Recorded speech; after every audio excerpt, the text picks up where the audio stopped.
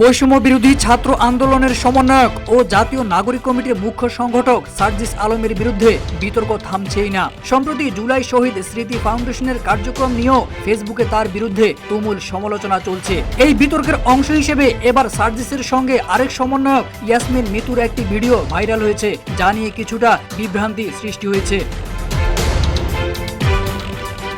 ভিডিওটি সর্বপ্রথম মনি আক্তার নামের একটি ফেসবুক পেজ থেকে আপলোড করা হয়। এতে সার্জিস আলমের বিরুদ্ধে অশ্লীলতার অভিযোগ আনা হয়। এই বিষয়ে বৈষম্য বিরোধী ছাত্র আন্দোলনের সমন্বয়ক মিতু সম্প্রতি গণমাধ্যমের সঙ্গে কথা বলেছেন। তিনি জানান, ভিডিওটি একটি সাক্ষাৎকারের অংশ, যা 16 ডিসেম্বরের আনন্দ উদযাপন নিয়ে ছিল।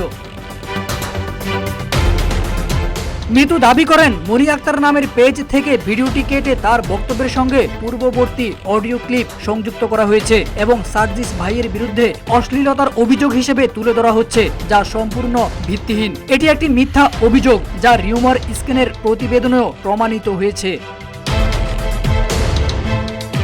এছাড়া মিতু সংবাদ মাধ্যমের কৌশলের বিরুদ্ধে ক্ষোভ প্রকাশ করে জানান, ভিউয়ার্সের জন্য সংবাদ মাধ্যমগুলো বাজে ও মিথ্যা সংবাদ ছড়াচ্ছে, যার ফলে নেগেটিভ নিউজগুলো পজিটিভ হিসেবে উপস্থাপন করা হচ্ছে। যেহেতু আমি রাজনীতির মাঠে আছি, এসব বিতর্কের সম্মুখীন হব, কিন্তু সংবাদ মাধ্যমের উচিত নেগেটিভকে নেগেটিভ এবং পজিটিভকে পজিটিভ ভাবে উপস্থাপন করা।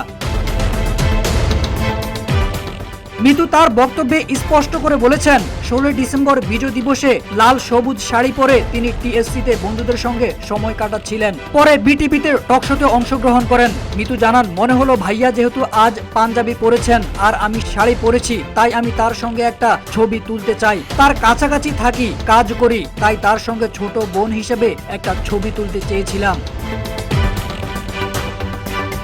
তিনি আরো বলেন, এটি ছিল একটি সাধারণ ছবি যা তুলেছি এবং ভাইয়ের সামনেই পোস্ট করেছি, যাতে দিনটির শুরু আর শেষের সিকোয়েন্সটি মিলিয়ে দেখাতে পারি। তবে এর মানে এই নয় যে আমি ভাইয়ার সঙ্গে কোথাও গিয়েছি বা কিছু করেছি। ভাইয়া আমার ভাই, আমি তার ছোট বোন এবং জুনিয়র।